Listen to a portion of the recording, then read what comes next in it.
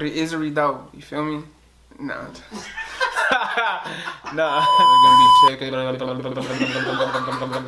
but why I keep fucking up?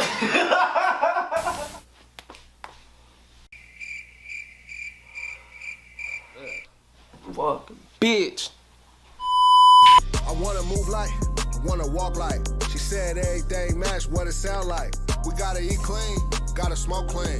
Loafer had your dog stuck like a daydream. Slim, I wanna be a hitter, I'm a hit. Show you how to fly to different levels of it. Teach you how to load a mailbox full of chicken. Every now and then the game dirty, gotta rinse it. Tree had your dog folded like a brochure. She asked me for a wristband, I told her for sure. Walking down a straight line like I'm giving orders. Come splashing down the river like a Voyager. Get the whip on, swap the block out, pull them seats out, cash reroute. That's what I need now, running straight through. Got them blues and I'm fly like JetBlue. Put me one up, I wanna count up. Don't let them play small numbers, always add up. I want it in shares, I want it crypto. I want that muscle car painted and convertible. Man, what's good? Y'all tapping into another episode of Urban Moguls of Beat. Right here, we dropped the most game, man. Today we got a real special guest. I'm gonna introduce him right now. Gotta give a quick shout out real quick to one of my homies, DJ Melly Mel and More Dedicated. Check them out on IG. They got this new merch coming out, more hundreds, less problems. You know what I mean? So I gotta give them a quick shout out, man. Check out the merch. Go on IG, social media, check all that out. You know what I mean? But today we got a real special guest. He goes by the name of La Rue, aka Hitta Slim. What it do? What it do, man? Hell yeah, man. Go ahead and let the people know, man, where you from, what you do, and what's your ethnicity. Like you said, like the good brother said, I go by the name Hitta Slim, formerly known as La Rue the Hard Hitter. But you know, salute to all the people who know the history, know the past. But you know, I push the Hitta Slim line. I'm out of Richmond, California. Just an African American brother out here pushing the line. You did? Yeah, hell yeah. Yeah. Being from Richmond, right? Yeah. What was that like back in your times? You know, through the time, a lot of stuff changes in different areas, sections, or whatnot. Some things stay the same, but you know, what was it like back in your time growing up? Back then, I realized, of course, from then to now, I realized the value of reality. Because back then, everything was really reality. Now we have, of course, online and it's social media and it's the internet. So I watched the internet transition into two different worlds. So I would say that's the biggest difference when you really had, like now I sit back and I think about it and I'm like, well damn, how did we do the things that we do now? Like, you know, even getting to unfamiliar places, we didn't have navigation. You know what I'm saying? Like, we didn't really have cell phones like that, so I just had to know where my partners was gonna be at. They had to know where I was at. We had the pager. We had the pager with the codes and all the different things like that. But I would just say, just technology kind of changed the game a little bit. But other than that, it's pretty much the same. Okay. In some ways. Yeah. So you grew up in Richmond your whole life, basically. I grew up in between Oakland and Richmond because I also went to junior high school in Oakland, which is a town. So I went to schools like Bret Hart. I went to Lakeview, and I also did junior high in Richmond. But I also finished out high school and everything in Richmond and grew into a man in Richmond. Right. Yeah. What's that experience like, man? Bouncing from the Rich to the town. People don't know the town's Oakland. Was there any, like, you know, animosity just going from being from the Rich to Oakland, or was it all love? It was all love because, you know what I'm saying, I always push, you know what I'm saying, more of the hustle, like the hustling side of things. Yeah. It was never no animosity. It was a great experience. It was a blessing because it just showed me different dynamics, different perspectives, different mentalities. And so, you know, I went to a bunch of different schools coming up, and you know what I'm saying. So just the diversity and the change in mentality. It always, I felt like it really helped me blossom into something, whereas I wasn't thinking on one track. Right. So you would say the game. I mean, gaming in Rich and Oakland is pretty similar, or there's different, you know? I mean, it's definitely different, but at the same time, the goals are the same. And yeah, I would say it's pretty similar because I mean they only 20 minutes apart. Right. But it's definitely different ways of life, and Richmond is a smaller town than Oakland, so Oakland moves super fast. Everything moves fast. Frisco moves fast.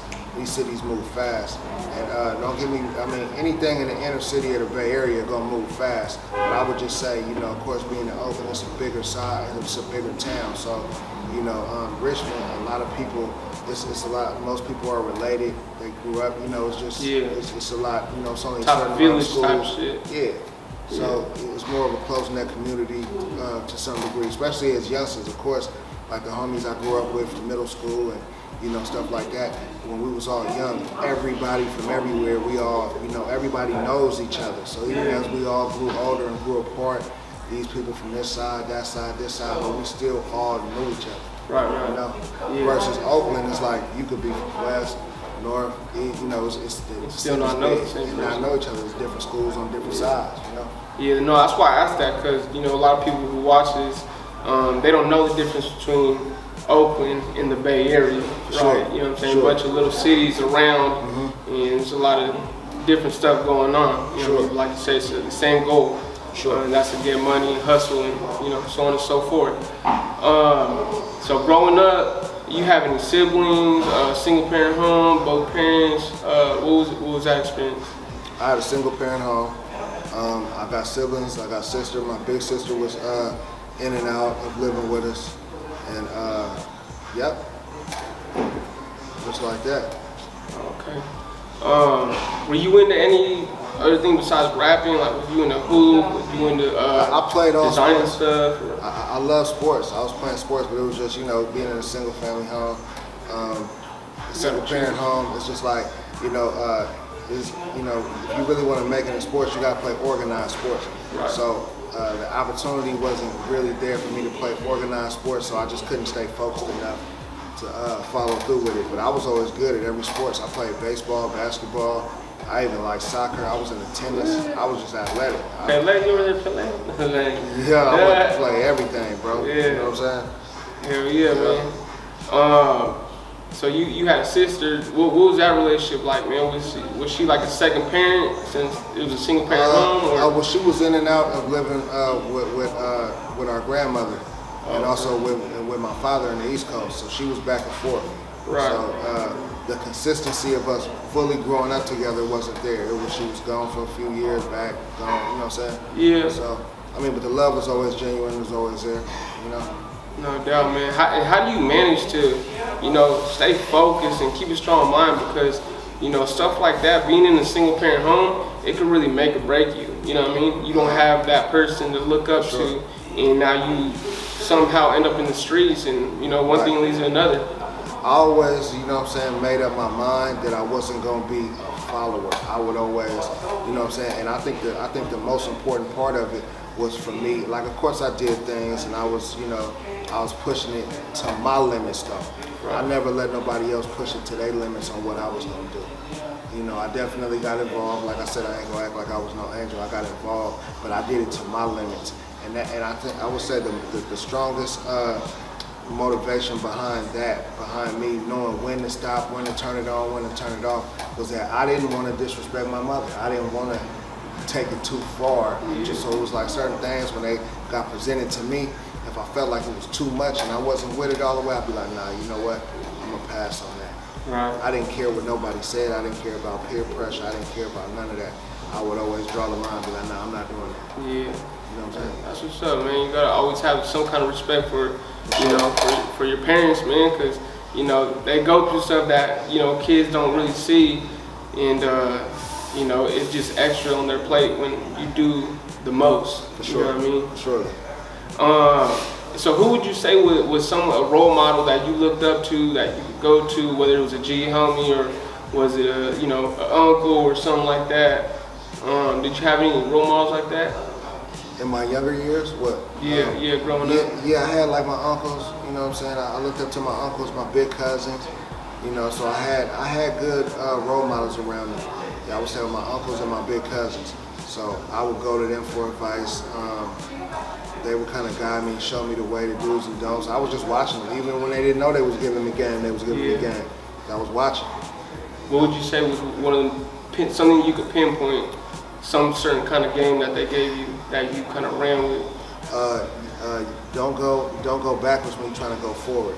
That means, you know, just like, say for instance, if I'm at a bus stop, and the nearest bus stop is a couple blocks that way, or is 5 blocks that way, don't go backwards trying to get forward. Yeah. Still go that 5 blocks instead of going 2 blocks back. Even though it appears to be closer, I'm going backwards to where I'm trying to go in my destination. So I always took that to heed. My big cousin told me that. Yeah, man, that's big, man. You know what I mean? It's definitely something you can carry on with you in certain different situations and whatnot. When it comes to, you know, hustling, you don't always gotta be in the streets. There's different ways of hustling legally. You ever had to work a 9 to 5 for a certain amount just to use that as a stepping stone, or? For sure. I used to work for a rental car company. Yeah, I was working jobs. But even with working jobs, like my mentality going to work every day was that it was temporary. Like, okay, so I'm finna go do this while I'm working on this. My mindset was always to, you know, be independent and do what I wanted to do.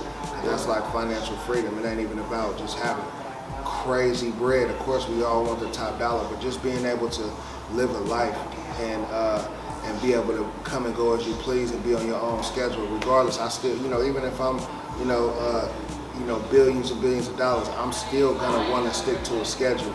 But I want to do things on my schedule. I still would never just want to lay around and be on the couch. I never wanted to be at a level to where I just want to literally lay around and do nothing.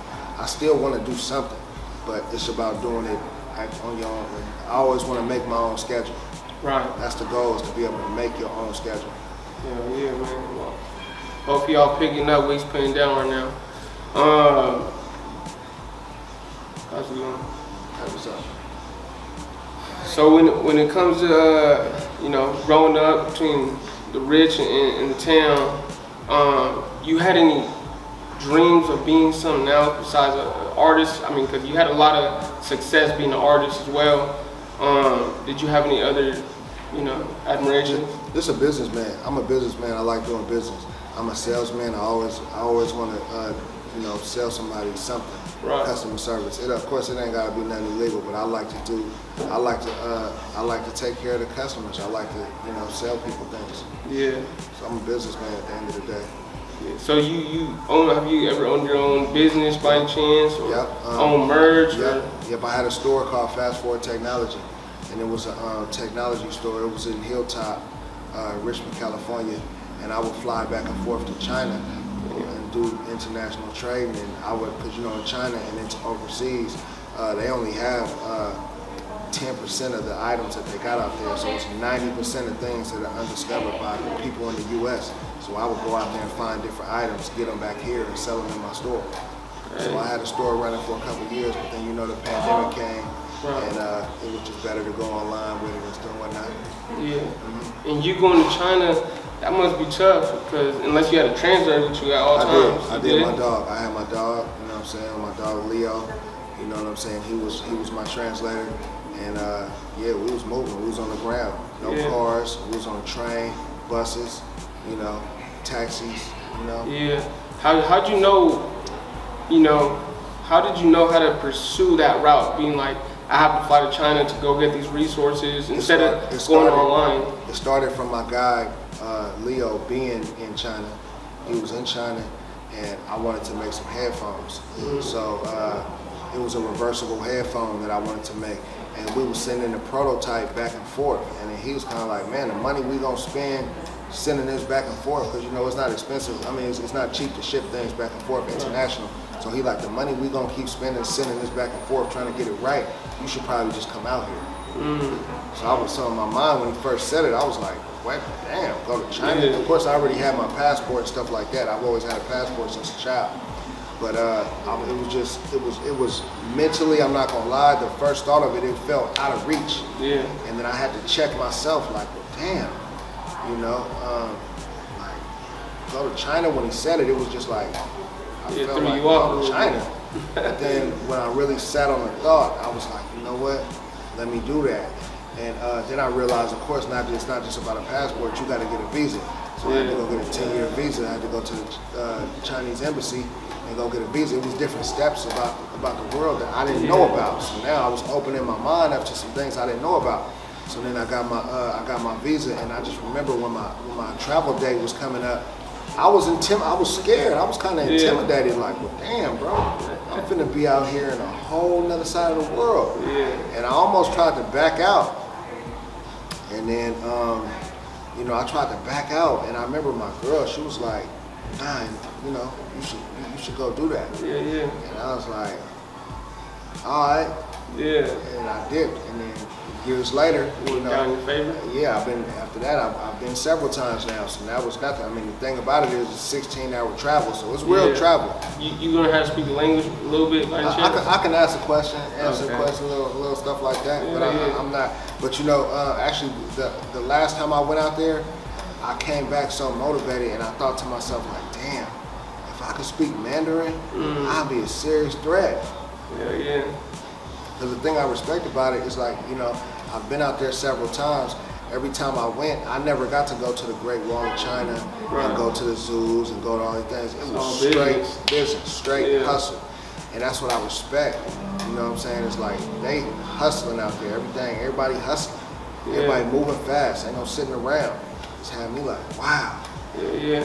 I mean, that goes hand in hand, man, being from the Bay, man, because, it's something different in the water and there's a lot of hustlers out here, man. So it kind of works hand in hand. For sure.